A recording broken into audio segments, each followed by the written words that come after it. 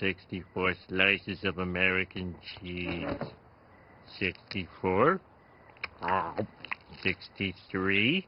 2. 1.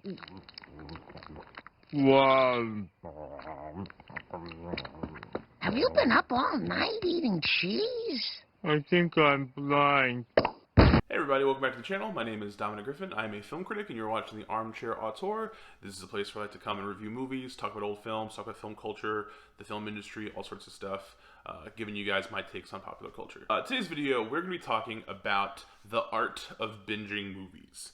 Not that there's really an art to it, it's more just a, I don't know, like a sort of an acquired nerd skill. Special form of self-flagellation, I suppose, that some of us just got really good at from not going outside a lot. I don't know. With everything going on in the quarantine situation and people being stuck indoors, obviously there's not a lot for human beings to do other than like yoga, I guess, baking bread. What else are people doing? Looking wistfully outside and trying not to burst into tears, that sort of thing. But mainly a lot of people are just like watching Netflix and like reading books and stuff like that. And I know that most people consider themselves to be, you know, like serious bingers of media, right? Like a lot of people love binging TV shows and just watching like a whole series front to back and then pop on another series and all that stuff. And like me personally, I'm not as much of a TV guy. Over the last couple of weeks, I watched the 4th and 5th seasons of Better Call Saul, and then I went back and watched seasons 3, 4, and 5 of Breaking Bad. And that was probably the most straightforward TV viewing I'd done in quite a while. And I thought it was kind of exhausting. And part of that is because, as I sort of alluded to like a previous video, spending that much time in a single world, for me, is just kind of not as much fun as other kinds of binge viewing. Like, to me, spending 100 hours with like the same characters, like, it can just be too much, I think. Like, for someone like me, I want to be able to experience as many different kinds of stories as possible. You know, it's like if you like to read books a lot, would you rather read like 100 books in a year? They're all like different and stuff. Or would you want to read like one book series just like forever? For some people, one book series forever is like their dream. Like I'm pretty sure a lot of like big Harry Potter fans would stay there forever. That's cool. It's just like not really for me. So I know some people are like running out of TV shows to watch. Like they burn through all their series. There's not like new series to watch. And there's not really like a lot of new movies to watch, as we've been talking about, because everything planning to be released this year has been moved on to later this year or next year or indefinite whenever because of the situation. So, you know, if you're looking for stuff to watch, chances are you have access to a lot of different streaming platforms or, you know, piracy or your own personal DVD collection or Blu-rays or what have you. And it can be kind of daunting to figure out like what you're going to watch or like how you're going to watch movies and stuff because there's just so many to choose from. If you don't have the basic guiding light of whatever came out this week, then you have access to most movies for the last like 50 or 60 years or something. Where do you begin? What do? You know, it just becomes kind of daunting, which I understand why it's so much easier to just roll back up into your office rerun cocoon. But we're not going to do that. We're going to talk about how to binge like a pro. I know what you're thinking. What about me makes me a binging pro? Well, I'll tell you, okay? I've talked about this in a couple other videos because like it kind of consumed me as much as this channel did last year. Last year, myself and several friends of mine were sort of in pretty heavy competition to see who would be able to get the most movie watches done in the year 2019. It was not a formal competition. There was no like official rules or anything or like prizes necessarily. But, you know, I'm friends with a lot of movie nerds, and we're all relatively competitive. And if you're a heavy Letterboxd user, you know, so much of using that platform is watching movies, logging them, writing about them. And then, like, if you have a day where you don't know what to watch, like, you know, you look and see what your friends have logged and stuff. And, like, it becomes kind of like this communal thing. And somewhere in there, it also becomes just very intense and competitive. And I've been on the platform since, like, 2014, 2015. And every year, for me, because I'm also a film critic, I always feel like I end up watching way fewer films than most of my friends. And I always attribute that to the fact that, like, when they're done watching a movie, they can take a nap. When I'm done watching a movie, I have homework. I have to write about it or something, you know. So I always typically watch fewer features, like maybe 200 a year, I would say, roughly, from, like, 2015 to, like, 2018. And 2018, like, I spent the end of the year, like, really ramping up. I watched, like, a ton of movies in the last 2 months of 2018, and I felt all this momentum. So, like, into 2019, when the year started, I just kept going. I just hit the ground running and started the year by just watching a ton of movies. And I started looking around at my other friends' letterboxes and seeing like, oh man, like I'm actually kind of like, I'm in it this year. I'm like trying, you know? So it just became a thing that like last year I watched a lot of movies. If we, if we consult my letterbox right now, we will see that I had 611 diary entries. I would say about 10 of those are like rewatches of movies that I'd already watched that year, like movies that I like watched and then like watched again if I had to write about it and I felt like I didn't fully get it or something. That happened a couple of times. A handful of those are entries for short films. But also I have like a few things like that are like miniseries that I watched and I logged those as films. Lots of people do that on Letterboxd. So like for every time I logged like a music video I really liked, I also probably logged like a 6 or 7 hour miniseries. So like, you know, it's fair. All told, I spent, according to Letterboxd, 1,034.9 hours watching content last year. So if we look at that in a calculator, because I can't do math, so that's sort of like an average movie viewing time of about an hour and 40 minutes, which, as I've always said, is the perfect movie length, in my opinion, and also shows that my watching habits are definitely skewed towards shorter films during that period, because that's part of how you can really be good at film binging. That's the first free tip I'm going to give you here, is just, if you want to watch a lot of movies, and you really want to be able to like actually see like lots of stuff in a given day, choose shorter movies. The more 90 to 100 minute movies you have, the more time in the day you can watch movies. If you pick a movie that's like, you know, like Braveheart length or something, right away, that's like, you could have watched 2 movies while you're watching Braveheart. You're already fucking up the game. By the time the year was over, I was basically number 1. Like, I have 2 friends who were really close to me. One who, like, just got burnt out, and I think he was, like, fighting a valiant fight every single day, and we would go back and forth, and I was very proud of him, but he tapped out. And another friend who, I think technically we probably came in, like, maybe tied, but I know he watched, like, a lot more shorts than I did, so as far as I'm concerned, I won, but, like, whatever. It also, 2 of the friends that I compete with the most over these years, for whatever reason, chose 2019 to be the year they like didn't watch that many movies for whatever fucking, you know. So like, sort of like an asterisk year, I suppose, in the playbooks. But that's what it is. But the thing about that is that throughout that experience, I learned a lot about the flexible relationship between the human psyche and watching a shit ton of stuff. So out of that experience, I want to teach you guys the best way to binge movies during quarantine. It's basically like 5 sort of like guidelines, as I'll say. The first one is friendship. So the key thing here is that if you're going to be watching a lot of stuff, and you can't necessarily be watching it with all of your friends because you guys have to socially distance one another, you're still able to access each other via like messaging apps and Skype and Zoom and things of that nature. You're not always going to be able to host, you know, sort of like virtual watch parties together, but actively involving your friends in the process of picking movies, what you're going to watch, or what you're going to be talking about afterwards, really kind of helps make the entire thing more fun. Like, if you get up and you decide to watch like 6 movies in a day because you're stuck in your apartment, you have nowhere to go, like, that has the potential to be kind of like a depressing thing. Like, oh, what do? I got up and I watched a bunch of movies and then went back to sleep. But, like, if you include your friends in it and you talk about things that you guys both like, or a friend brings up a movie they watched recently and it makes you want to revisit it so you guys can, like, sort of talk about it, like, later after you've already kind of experienced it, it makes the entire thing more enjoyable, I think, personally. Like, as much as I love watching movies, I love talking about movies, as evidenced by the hours upon hours on YouTube of me doing this now. And having that kind of connection with your friends or other people that you're cool with and stuff, it's important, and I think it makes it so much more fun. A couple weeks ago, when I watched like several movies back to back that I did not even enjoy. Like, I watched the new Charlie's Angels, which I thought like sucked, and I watched something else. And, like, those would not have been fun experiences, but I have other friends who've already seen them, so I could go, did you see this shit too? And then you'd be like, yeah, this sucked. Yeah, I thought this sucked too. And, like, it kind of, you know, it's like it kind of brought us together. Like, one of the things about being in this situation with this very uncertain future and, like, a lot of perilous things for all of us and our health and our livelihoods and stuff is that it can be difficult to even think of things to talk to your friends about. Like, every conversation you have is, like, one step away from you both just unloading all of your, like, fears and, like, everything about how bad the world is, and that could be a lot to process. So, you guys could do that and both be really sad, or you guys could talk about how fucking weird Cats is, and like that's kind of a fun thing. Number two, another big thing that I think is a good idea is to try out like theme nights.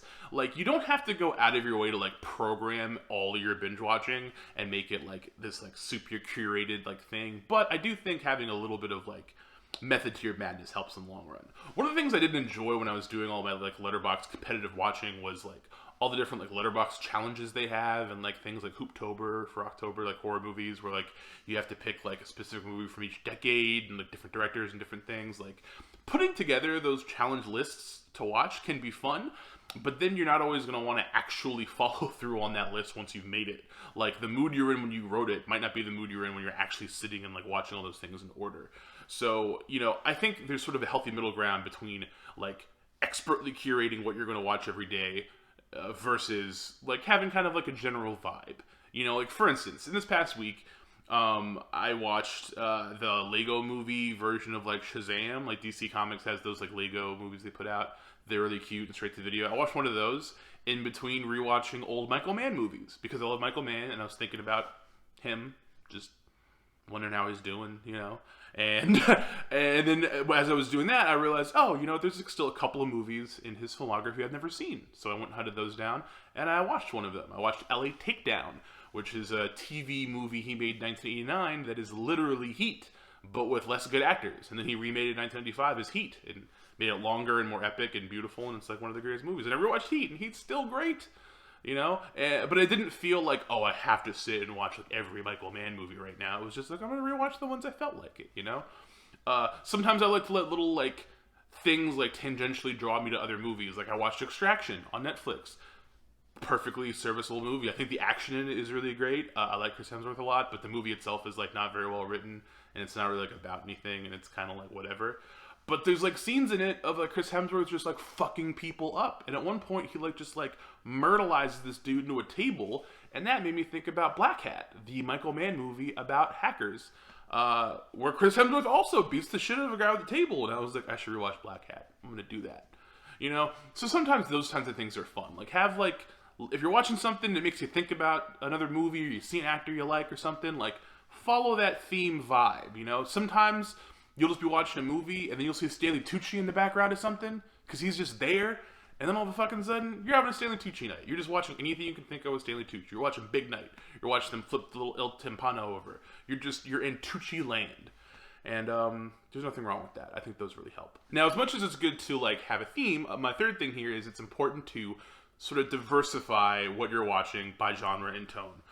It is really, really important, I think, if you're going to be someone that gets into like binging movies all the time, that like you don't get too bogged down in any one type of movie. If you watch like a bunch of sci-fi movies back to back, like, it's cool, but then you'll start to get kind of tired of some of the tropes of those films. Like, if you're really into crime fiction movies, like, those could be really great, but a lot of them have very downer endings. If you watch like 4 or 5 downer endings in a row, that can like really fuck your mood up. So by the same token, I like to try to mix stuff up.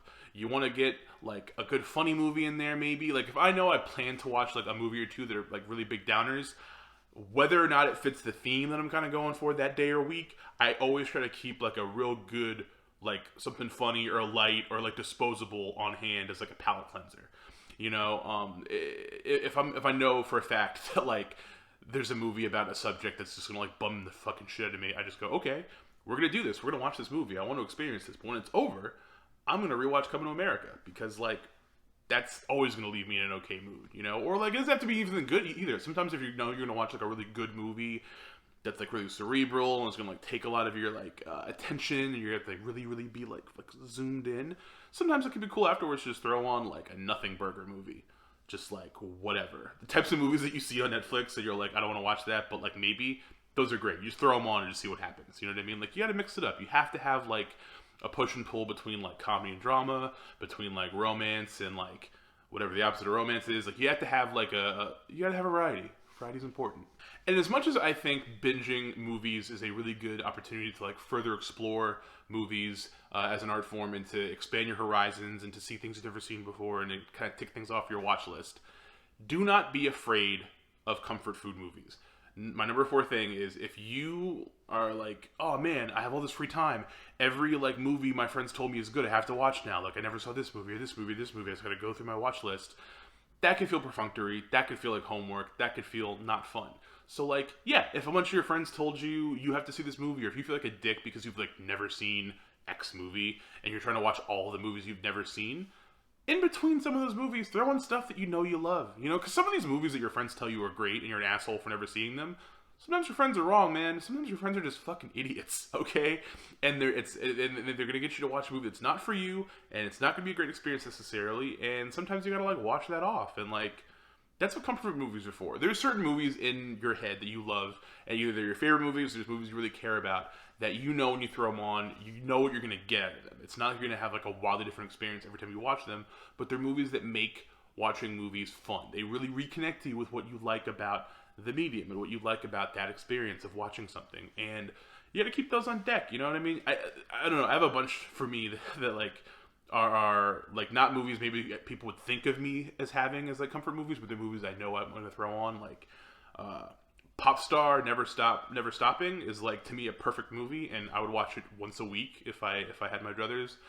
So sometimes if I'm watching like a lot of like kind of bummer stuff, I'll throw that on. Yesterday, for no real reason, I was just not feeling anything I had planned to watch, so I just rewatched The Big Short. That's like an odd thing to call a comfort movie, but there's something about The Big Short that very specifically speaks to me, in that it's like informative and it stokes a lot of like ire and anger about real life issues, but it does it in such a like kind of pithy, humorous way that it allows you to experience all this anger about how unjust like our financial systems are, without like being consumed by rage. Like it's like kind of like a cathartic experience. So I love throwing that on. I did that yesterday. Whatever your comfort food movies are, have them at the ready whenever you need to, okay? It's like if you're on some kind of new diet, every now and then you're gonna have to have a cheat meal. It's good to have cheat meal movies. And finally, my last tip, this is probably the most important one, is know when to stop. Know when to take a screen break, okay? There is going to be a lot of time for some of us in this quarantine situation, and if you just watch Netflix or Hulu or HBO Max or Disney Plus or whatever the fuck, if you just watch those like constantly all day, you're just going to get tired of it. Like, it's not even good for your eyes, it's not good for your brain, it's not good for a lot of things. As much as I love movies, and as much as I am a guy who is a big proponent of watching as many of them as you possibly can in your lifetime, you gotta do other stuff too. You gotta like, you know, have conversations with people, like call your mom, read a book, take a nap, you know what I mean? Go for a walk. Like there's other things you could be doing other than just gluing and escaping. So it is important to know when to take breaks. I've had days in this process where I feel like I really want to watch like, you know, all of one franchise in one sitting or something. I'm like, you know, have all the files lined up, or I'm all queued up on Netflix or whatever, and then I'll get like one into it and just go, not today. I'm just not doing this today.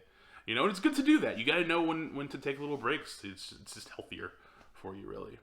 So yeah, I just want to kind of share stuff with you guys. I know it's not like a full like, review of anything, but like that last year of like watching 600 movies like really taught me a lot about myself and my own viewing habits and what I do and do not like and what I can and cannot do. And I think maybe some of that wisdom can be imparted onto you guys so that you don't, I don't know, have like a psychotic break in the middle of watching like Hellraiser or something like that. You know, it's a crazy world out there.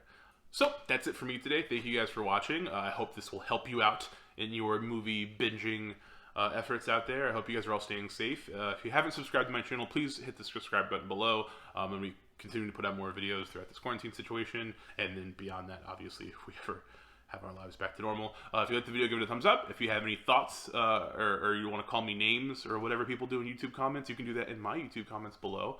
I have another video upcoming next week that's about a filmmaker that people constantly ask me to do a video about, and I haven't for a long time because of reasons, and I'm finally doing it, so it's going to be out. So if you want to make sure you see that, subscribe and hit the little bell icon to get notifications so you know when the video goes live.